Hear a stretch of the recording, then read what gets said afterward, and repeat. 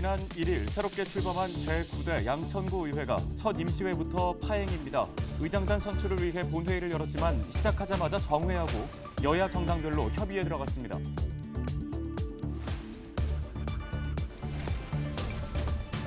은평구 곳곳에서 일명 사랑벌레라고 불리는 벌레떼가 출몰해 은평구가 긴급 방제에 나섰습니다.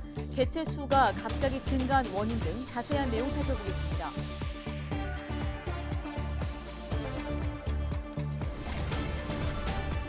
은평구가 폭염을 피할 수 있는 안전숙소를 운영합니다.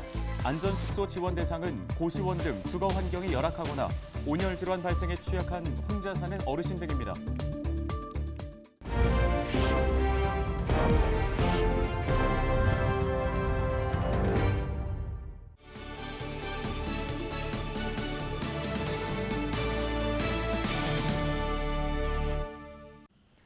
여러분 안녕하십니까? 헬로티비 뉴스입니다.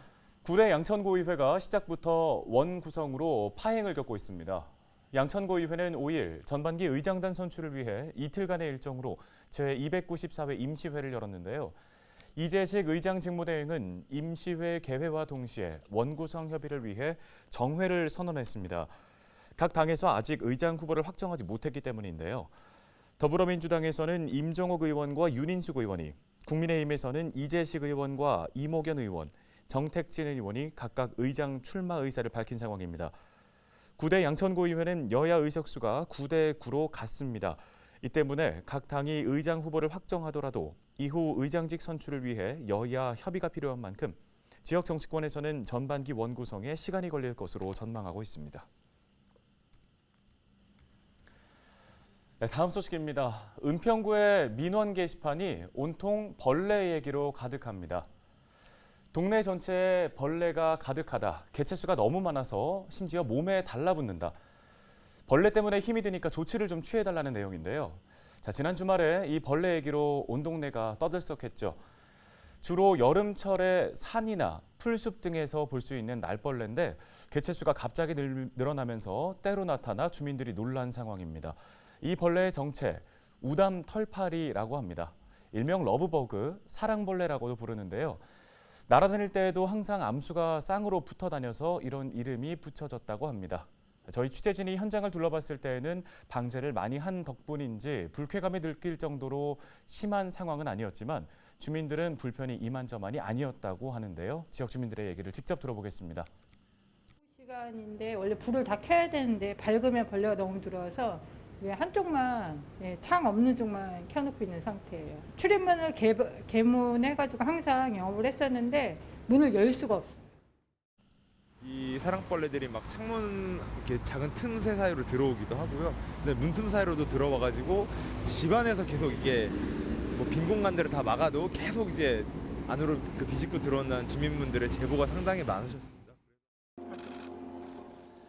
상황이 이렇다 보니 은평구는 지난 주말부터 긴급 방제에 들어갔습니다. 방제 전담팀을 구성해 은평구 전역을 돌면서 벌레 퇴치에 나선 건데요. 이 얘기도 직접 들어보겠습니다.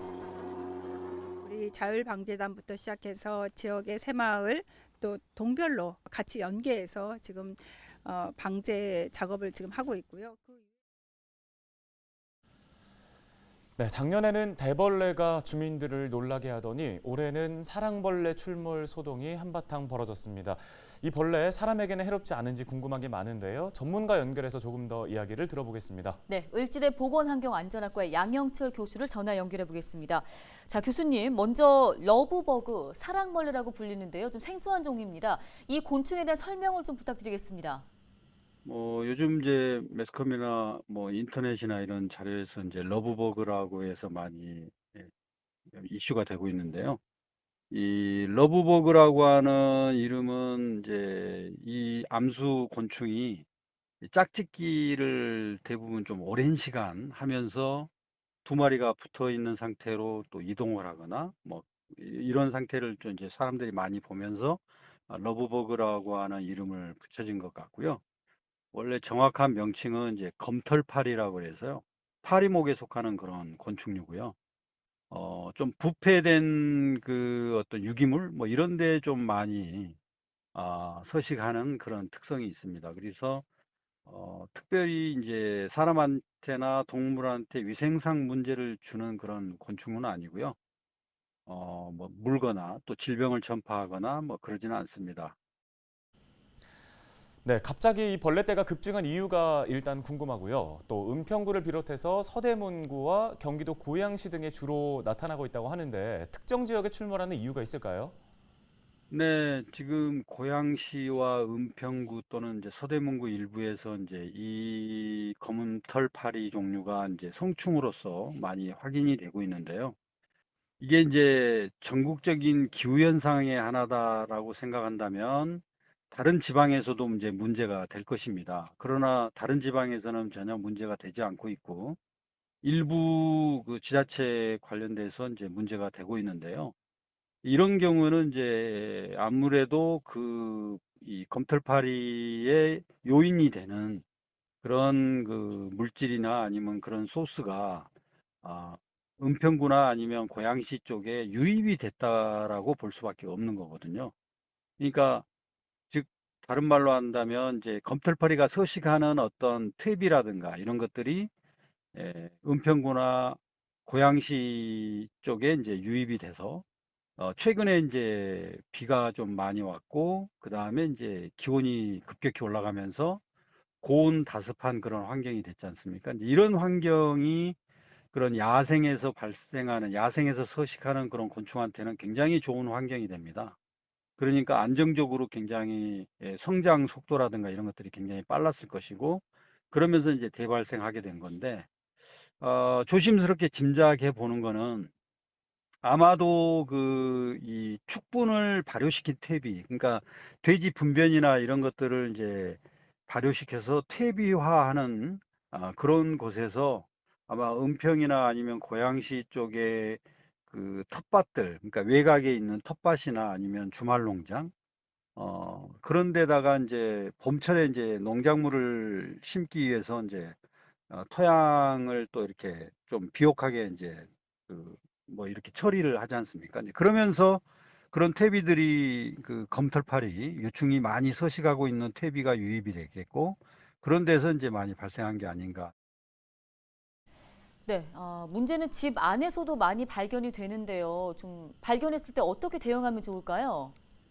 이런 이제 검털파리가 이제 특별하게 이제 위생상 문제를 주지 않기 때문에 크게 해가 되지는 않겠지만 방충망이 있는 곳에 이제 많이 검털파리가 붙는다고 이렇게 생각하신다면 밖에서 그 이 방충망이 있는 부분에다가 이제 가정용 에어로졸을 좀 이렇게 잘 도포를 해주시면 그래도 이제 검털파리가 붙어 있다가도 금방 그 살충제의 자극을 받아서 금방 떨어질 수 있습니다. 그래서 그렇게 처리하고 이제 방어하시는 게 가장 좋을 것 같고요. 해질 무렵에 이제 뭐 산책을 하던가 아니면 운동을 하실 때에는 좀 하얀색 밝은 옷을 입는 것보다는 좀 어두운 색 입는 것이 이제 훨씬 더 효과적일 것 같고요. 그다음에 이제 검털파리가 뭐 지금 이제 지난주 금요일부터 이제 발생하기 시작해서 이제 피크를 보이고 있는데 앞으로 한 일주일 정도는 이런 개체 수가 조금 더 지금보다는 뭐 조금 개체 수는 줄어들겠지만 계속적으로 이제 연속적으로 이제 발생해서 나타날 가능성은 있습니다. 그러나 얘네들이 이제 인가나 이런 데 유인되어 오면서 상업지역이나 이런 데서 산란하고 계속 발생을 유지하는 것이 아니라 얘네들은 계속 이제 죽게 되고 도태되거든요. 나머지 이제 숲속이나 뭐 이런 데서 발생했던 발생원에서의 이제 개체 수가 점점 줄어드니까 개체 수는 줄어들겠지만 걔네들이 자체적으로 또 거기다 산란하고 또 서식하는 애들은 뭐 앞으로 한 달이나 한 40일 정도 후면은 또 발생을 할 수가 있습니다. 그러지만 그 개체 수는 굉장히 지금보다는 현격히 적을 것 같고요. 그래서 앞으로 한 일주일에서 열흘 사이가 가장 그 피크로 발생할 수 있는 기간이라고 할 수 있겠습니다. 그래서 한 일주일에서 열흘 후면 자연적으로 개체 수가 현저히 감소할 것으로 생각이 됩니다. 네, 알겠습니다. 말씀은 여기까지 듣겠습니다. 을지대 보건환경안전학과 양영철 교수였습니다.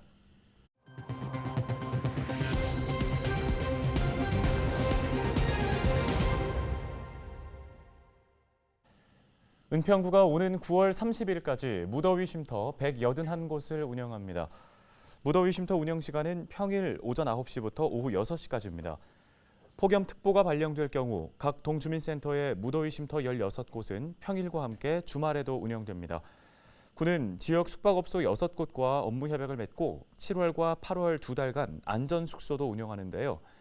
안전숙소 지원 대상은 에어컨이 미설치된 쪽방, 옥탑방, 고시원 등 주거 환경이 열악하거나 온열 질환 발생에 취약한 저소득 고령 가구 노인입니다. 안전숙소는 폭염특보 발령 시 당일 저녁 8시부터 다음 날 오전 8시까지 이용할 수 있습니다. 안전숙소를 이용하려면 주소지 동주민센터에 방문하거나 전화로 신청하면 됩니다. 서울시가 올해 하반기 중 광역자원회수시설 최적 입지 후보지를 발표합니다. 서울시 광역자원회수시설 입지선정위원회는 입지 후보지 30여 곳을 대상으로 사업 추진 가능성과 부지 여건 등을 심사하고 있는데요.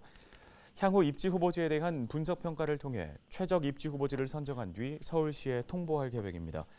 현재 서울시에는 양천구를 비롯해 광역소각장 4곳이 운영되고 있습니다. 서울시는 최종 후보지 선정 이후 오는 2027년 소각장 가동을 목표로 광역자원회수시설 건립을 추진하고 있습니다. 양천구가 2022년 교통유발부담금 부과를 위해 오는 7월 31일까지 부과 대상 시설물을 전수조사합니다.